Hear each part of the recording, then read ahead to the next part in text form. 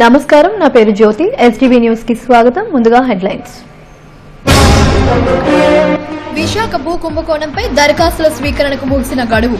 50 కోట్ల విలువైన గ్రంథాలయ భూమిని స్వాధీనం చేసుకోవాలన్న సంస్థ మాజీ చైర్మన్ తోట నాగేష్. ఆందోళన కలిగిస్తున్న ఏటీఎం చోరీలు.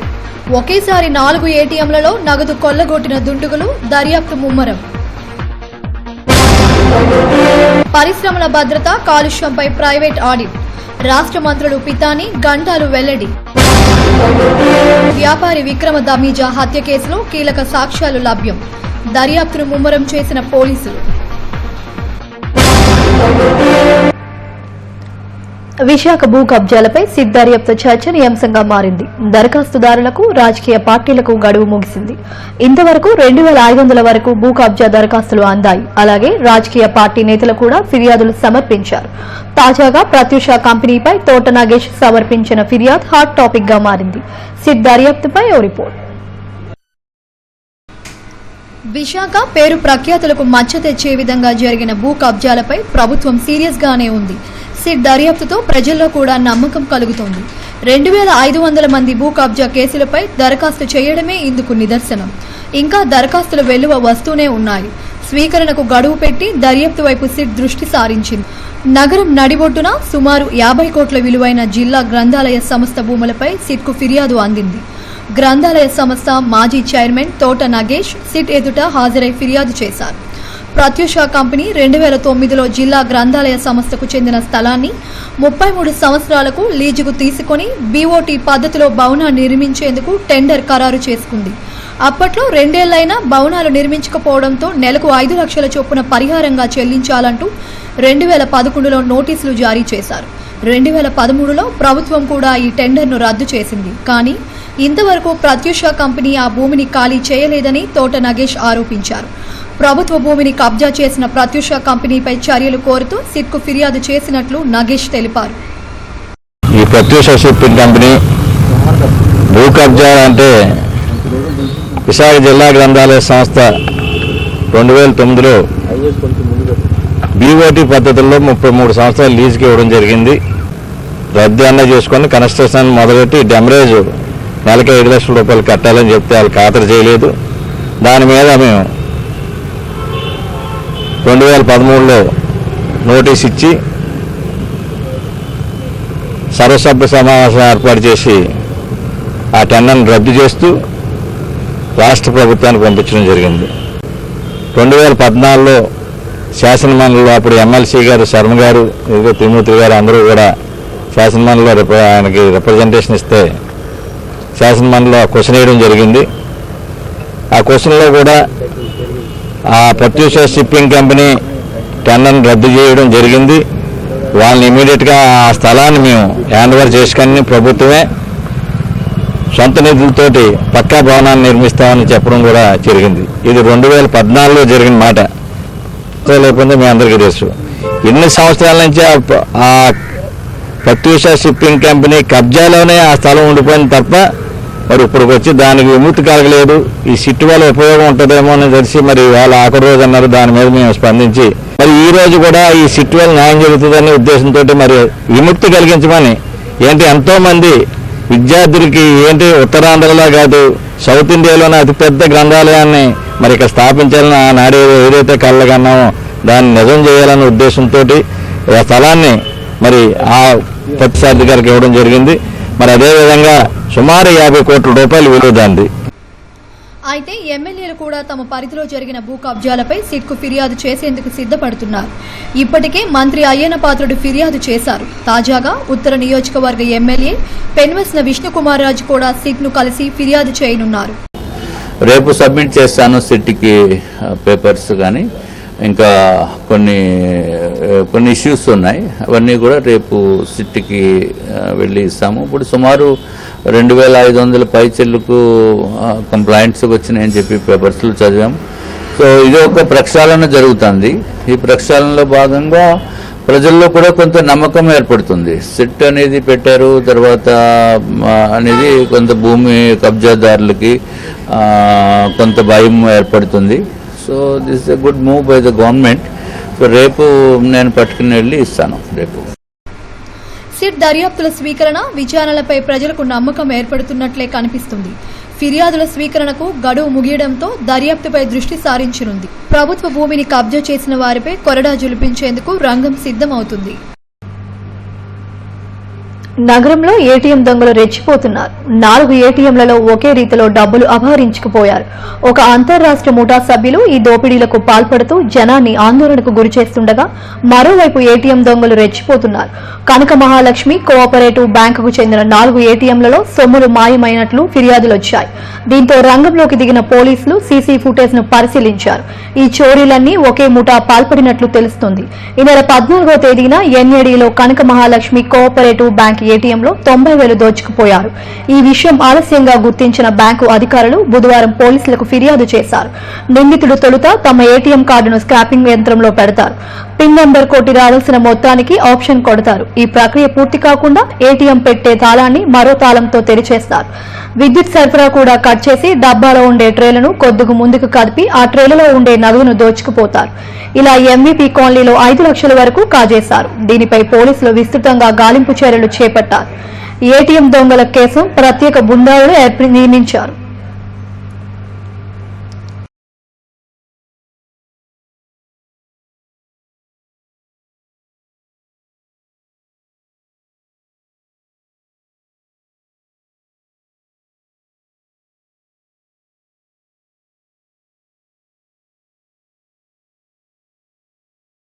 ನಾವು ఇప్పుడు ఏమవుతుంటే మా స్టూడెంట్ ఫోర్ పేజ్ పెట్టాడు అందుకే నేను సర్టిఫికేట్ నా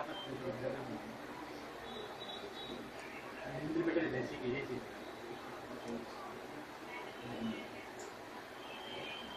స్టూడెంట్ పైసా ఇప్పుడు చేస్తాను ఇది ఇంపార్టెంట్ అది పోస్ట్ చేయాలి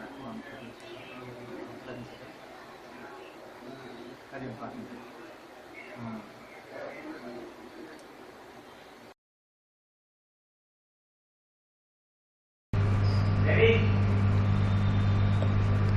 విశాఖలోని పరిశ్రమలపై ప్రభుత్వం దృష్టి సారించింది.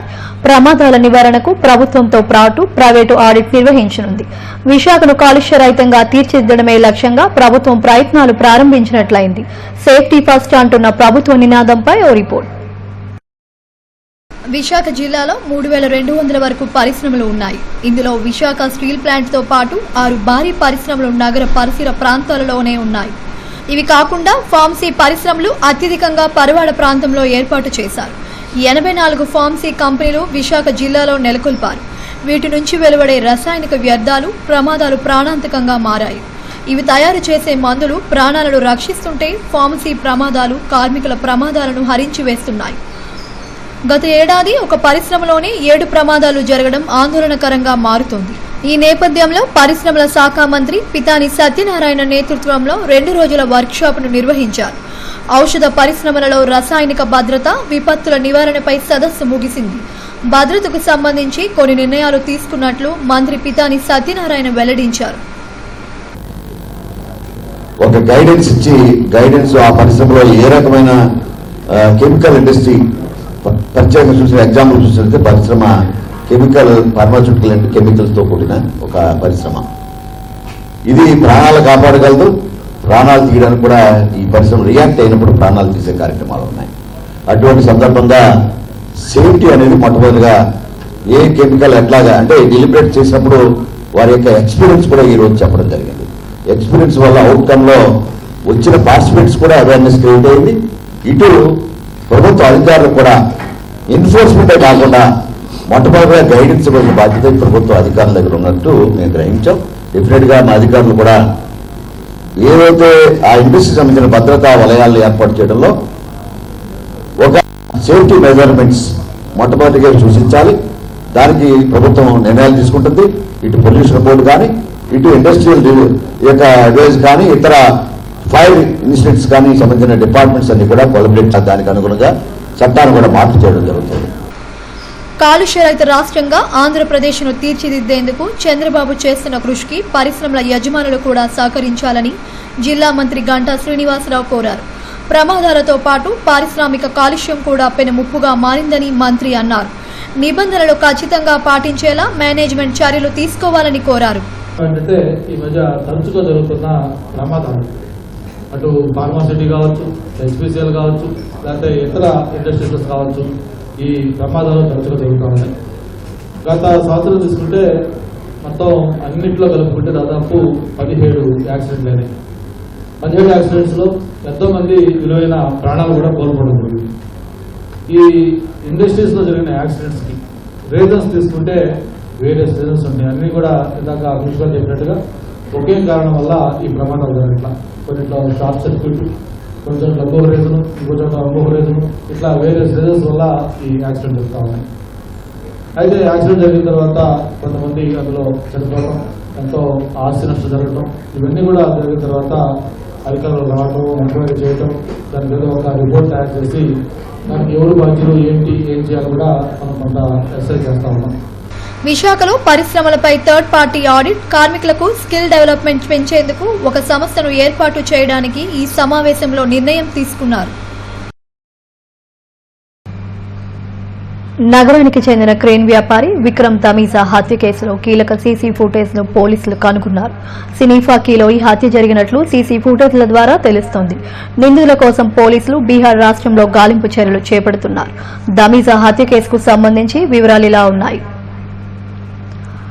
బీచ్ రోడ్లోని సీనస్ అపార్ట్మెంట్ లో 6వ అంతస్తులో వ్యాపారవేత్త విక్రమ్ తమీజా కుటుంబం నివాసం ఉంటుంది. ఆ రోజు మొత్తం ఈ హత్యాకాండలో 6 నిందితులు పాల్గొన్నట్లు పోలీసులు చెబుతున్నారు.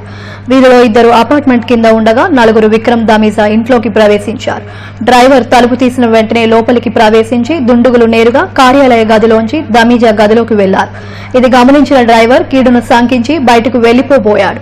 అతను వెనుకనే పరిగెత్తుకు వచ్చి ఓ దుండుగు డ్రైవర్పై దాడి చేసి కత్తితో పొడిచాడు. దీంతో డ్రైవర్ కింద పడిపోయాడు. వెంటనే గదిలోంచి బయటకు వచ్చిన తమీజాను కూడా కత్తితో పొడిచారు. అయినప్పటికీ ఆయన తీవ్రంగా ప్రతిఘటించి బయటకు వెళ్లిపోవడానికి ప్రయత్నించారు. మరికొద్ది క్షణాలు ఉంటే ఆయన తలుపు తీసుకుని బయటకు పారిపోయేవారు.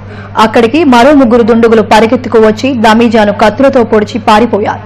కొద్ది నిమిషాలకు తమీజా సతీమణి జ్యోతి అక్కడికి వచ్చి ఆమె దృశ్యాన్ని చూసి షాకుకు గురైనట్లు కనిపిస్తోంది. తరువాత డ్రైవర్ మెల్లగా లేచి బయటకు వెళ్లాడు. ఈ కీలకమైన సీసీ ఫుటేజ్ ను పోలీసులు స్వాధీనం చేసుకున్నారు. ఆసుపత్రిలో చికిత్స పొందుతూ విక్రమ్ తమీజా చనిపోయాడు. సవాలుగా తీసుకున్న పోలీసులు కేసులో పురోగతి సాధిస్తున్నారు. సీసీ ఫుటేజ్ ఆధారంగా నిందితులు ఎక్కడున్నారని దానిపై గాలిస్తున్నారు. వైపు స్టాప్ చేశారు లోపల, అంటే స్టాప్ కి పిస్టల్ పెట్టి బెదిరించి అప్పుడు then driver came out. Driver stop చేశారు. First they stop driver Vikram 3 సార్లు కొట్టారు.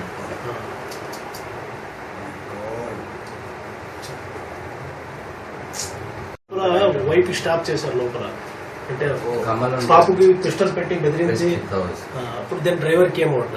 డ్రైవర్ స్టాప్ చేశారు. First they stop driver Vikram 3 సార్లు కొట్టారు.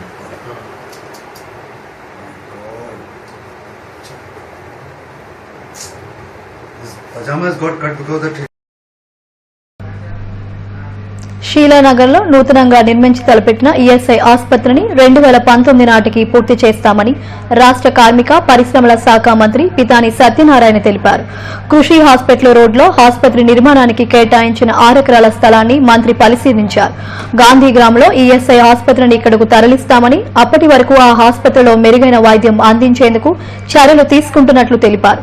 స్థల పరిశీలనకు వచ్చిన మంత్రిని స్థానిక ఎమ్మెల్యే పల్లా శ్రీనివాసరావు సత్కరించారు. ఈ కార్యక్రమంలో అధికారులు, పార్టీ నేతలు పాల్గొన్నారు. సాయంకాలం ఆ జీవో రావడం జరిగింది. తద్వారా అధికారుల్ని ఈరోజు పరిశీలించి స్థానిక ఎమ్మెల్యే గారు మరి ఇక్కడ ఉండే లీడర్స్ అందరూ కూడా, ప్రజాప్రతినిధులు అందరూ కూడా దీంట్లో హాజరై ఆ భూమిని పరిశీలించినప్పుడు వచ్చిన మీ అందరూ కూడా ఒకసారి మనకి అభినందనలు. ఈ ఆసుపత్రికి సంబంధించిన ఏదైతే 500 బెడెడ్ ఈ 2 years లో కంప్లీట్ చేయాలని 2019 లోపల ఈ హాస్పిటల్ పూర్తి. స్టీల్ ప్లాంట్లో కాంట్రాక్ట్ లేబర్ గా ఉద్యోగాలు ఇప్పిస్తానంటూ మోసాలకు పాల్పడిన మాజీ పర్సనల్ డైరెక్టర్ ప్రసాద్ పై చర్యలు తీసుకోవాలని కోరుతూ బాధితులు జీవీఎంసీ గాంధీ విగ్రహం మీద ధర్నా చేశారు. ఉద్యోగాల కోసం తీసుకున్న సొమ్మును తిరిగి ఇప్పించాలంటూ ఇప్పటికే తాము సిపి యోగానంద్ కు ఫిర్యాదు చేశామని, స్టీల్ ప్లాంట్ పోలీసులకు కేసు సిఫారసు చేశారని తెలిపారు. తక్షణం తీసుకున్న సొమ్మును తిరిగి ఇప్పించాలని డిమాండ్ చేశారు.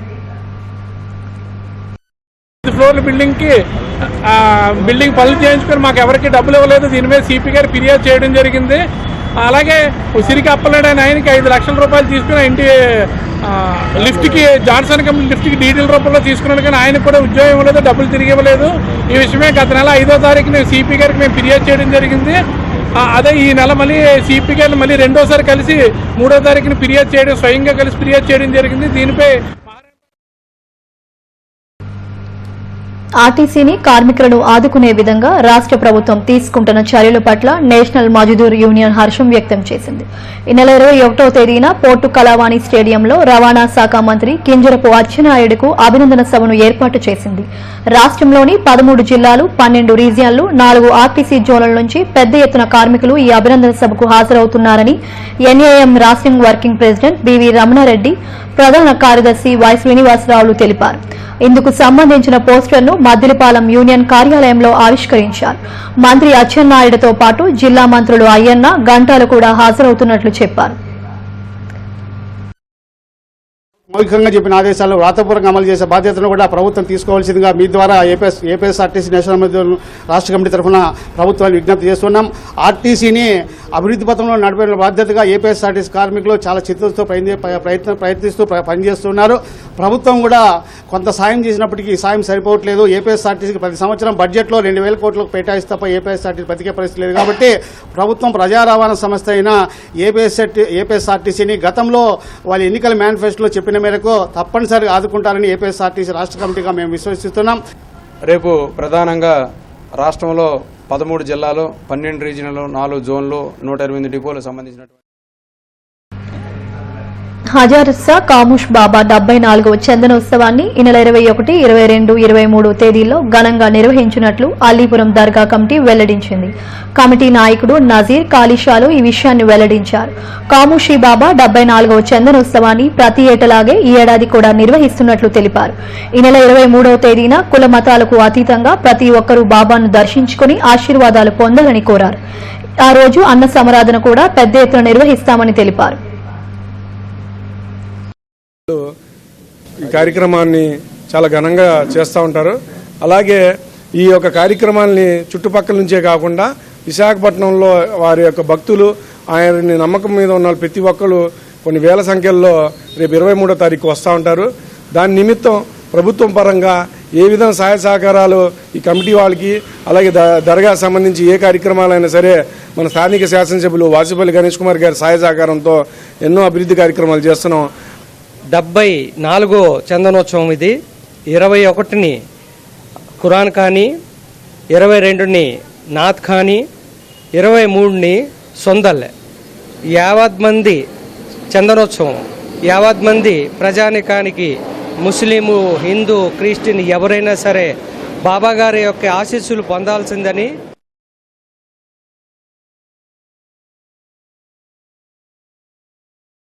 శిబిరాలను నిర్వహిస్తుంది. గత 15 రోజులుగా ఏజెన్సీ ఏరియాలో 15 మంది వైద్యులతో ప్రత్యేకంగా ఈ వైద్య శిబిరాల నిర్వహణ జరుగుతుందని ఆ పార్టీ రాష్ట్ర కార్యదర్శి వర్గ సభ్యుడు సిహెచ్ నర్సింగ్రావు వెల్లడించారు. గిరిజనులకు వైద్యంతో పాటు ఆహారం కూడా ముఖ్యమని, కొండ ప్రాంతాల్లో ఎక్కడైనా సరైన ఆహారం అందకపోవడం వల్ల అనారోగ్యం పాలవుతున్నారని తెలిపారు. ఇందుకోసం తమ పార్టీ ఆధ్వర్యంలో గంజి కేంద్రాలను కూడా తాము ఏర్పాటు చేస్తున్నట్లు తెలిపారు. 2వ విడతగా పంపే మందుల వాహనాన్ని సిపిఎం కార్యాలయం వద్ద ఆయన ప్రారంభించారు. ప్రజలు, దాతలు ఈ సహాయక కార్యక్రమాలకు చేయూతను అందించాలని కోరారు. లేకపోతే వేరే సౌకర్యం అనేది లేదు. అందుకని సిపిఎం పార్టీ ఉచితంగా గంజి కేంద్రాలను కూడా అక్కడ ఏర్పాటు చేసి వాళ్ళకి ఆహారాన్ని కూడా అందించేటువంటి పని కూడా సిపిఎం పార్టీ నిర్వహిస్తుందని తెలియజేస్తున్నాం. దీనికి ఇంకా ప్రజలు విరివిగా ముందుకొచ్చి సహాయపడాలని, ఇంకా దాదాపు 4 రోజులు, 2 నెలలు కూడా సెప్టెంబర్ వరకు కూడా ఇవి కొనసాగేటువంటి ప్రమాదం అనేది ఉంది. అందుకని ప్రజలు దాన్ని నివారించే దానికోసం సహాయపడాలని కోరుతున్నాం. అలాగే ప్రభుత్వం ప్రతి సంవత్సరం మలేరియా వస్తుందని తెలిసినప్పుడు కూడా ముందు జాగ్రత్తలు తీసుకోవడంలో పూర్తిగా వైఫల్యం చెందింది. లేదు, హెల్త్ ఎమర్జెన్సీని ప్రకటించి డాక్టర్లు, మందులు, అలాగే సిబ్బందిని పూర్తిగా సమకూర్చాలని ముందు. మద్యంపై మహిళలు సమరబేరి మోగిస్తున్నారు. నూతన ఎక్సైజ్ పాలసీని వెంటనే రద్దు చేయాలని కోరుతూ మహిళా రౌండ్ టేబుల్ సమావేశంలో తీర్మానించారు. జీవీఎంసీ గాంధీ విగ్రహం ఎదురుగా మహిళా ప్రజా సంఘాల ఆధ్వర్యంలో నిర్వహించిన రౌండ్ టేబుల్ సమావేశానికి ఐద్వా నాయకురాలు ప్రభావతి అధ్యక్షత వహించారు. మహిళలపై మరింతగా హింసను పెంచుతున్న ప్రభుత్వ మద్యం విధానాన్ని తీవ్రంగా ఖండించారు. రహదారులను డీనోటిఫై చేస్తూ చేసిన నిర్ణయాన్ని వెనక్కు తీసుకోవాలని, బెల్ట్ షాపులను రద్దు చేయాలని డిమాండ్ చేశారు. మద్యాన్ని ఆదాయ వనరుగా కాకుండా రాజకీయ పార్టీలు తమకు గడుపుకోవడానికి ఉపయోగించుకుంటున్నాయని ఆరోపించారు. చేయాలని ఎట్టకేలకు చంద్రబాబు నాయుడు గారు నిన్న బెల్ట్ షాపులు నిర్మూలించేస్తాం, ఎవరైనా తాగితే 6 నెలలు జైలు శిక్ష వేస్తామని చెప్పేసి అని చెప్తా ఉన్నారు. 6 నెలలు తాగితే జైలు శిక్ష కాదండి, ఇలా లైసెన్స్ ఇచ్చారు, మీరు ఏ జైలుకి మీకు పంపించారు మిమ్మల్ని అని చెప్పేసి అని కూడా ఇలా రాష్ట్ర వ్యాప్తంగా మేము అడుగుతా ఉన్నాం. లైసెన్స్ రద్దు చేయండి, గుడి బడి నివాస ప్రాంతాల్లో ఉన్న బార్ షాపులంటే తొలగించండి. మీకు చిత్తశుద్ధి ఉంటే, ధైర్యం ఉంటే, ఈ రోజు మహిళా సాధికారత కోసం నేను పనిచేస్తానని చెప్పేసి మీరు అనుకుంటే ఖచ్చితంగా ఈ రోజు అమ్మలు అక్కలు వీధులకు వచ్చారు, రోడ్డు పడుతున్నారు, వాళ్ళందరికీ సహాయం అందించాల్సిన అవసరం మీ ప్రభుత్వం మీద ఉంది. వేతన సవరణతో పెరిగిన వేతనాలను వెంటనే కోరమండల్లో అసంఘటిత రంగ కార్మికులకు చెల్లించాలని సిపిఐ డిమాండ్ చేసింది. సిపిఐ ఆధ్వర్యంలో సంస్థ గేటు వద్ద సమావేశం నిర్వహించారు. కర్మాగార ఉత్పాదకతో భాగంగా ఉన్న కార్మికులకు వేతనాలు చెల్లించడంలో యాజమాన్యం అసమానతలు చూపిస్తోందని సిపిఐ రాష్ట్ర సహాయ కార్యదర్శి జేవి సత్యనారాయణమూర్తి మండిపడ్డారు. ఒప్పందం మేరకు స్కిల్డ్ అన్స్కిల్డ్ వర్కర్లకు పెరిగిన వేతనాలను ఇవ్వాలని డిమాండ్ చేశారు. ఈ కార్యక్రమంలో రాంబాబు తదితరులు పాల్గొన్నారు. శ్రమకి న్యాయమైనటువంటి వేతనం ఇవ్వాలని చెప్పినటువంటి డిమాండ్తో ఈరోజు చార్టర్ ఆఫ్ డిమాండ్స్ సబ్మిట్ చేయడం అనేది జరుగుతుంది. అన్స్కిల్లో పనిచేస్తున్నటువంటి వారికి 500 రూపాయలు, హైలీ స్కిల్డ్ కేటగిరీ కూడా పెంచి వాళ్ళకి రోజుకి 300 రూపాయలు కనీస వేతనంగా నిర్ణయం చేయాలని, దానికి అదనంగా కరువు భత్యం కానివ్వండి, లేకపోతే ఇతర సౌకర్యాలకు సంబంధించి ఏళ్ల తరబడి ఈ కంపెనీలో పనిచేసి తమ ఆరోగ్యాన్ని పోగొట్టుకొని ఇక్కడ ఉద్యోగ విరమణ పొందిన తర్వాత అనారోగ్యం పాలైతే వాళ్ళు పట్టించుకునేటటువంటి నాదుడు లేనటువంటి నేపథ్యంలో కంపెనీ తనకు ఉన్నటువంటి సంక్షేమ నిధి నుంచి, అలాగే ఇక్కడ పనిచేస్తూ దీర్ఘకాలిక వ్యాధులైనటువంటి క్యాన్సర్ లేకపోతే కిడ్నీ వ్యాధులు ఇటువంటి వాటికి గురైనటువంటి కార్మికులు కూడా సంక్షేమ నిధి నుంచి వాళ్ళని ఆదుకోవాలి. బులెటిన్ ముగించే ముందు హెడ్లైన్స్ మరోసారి.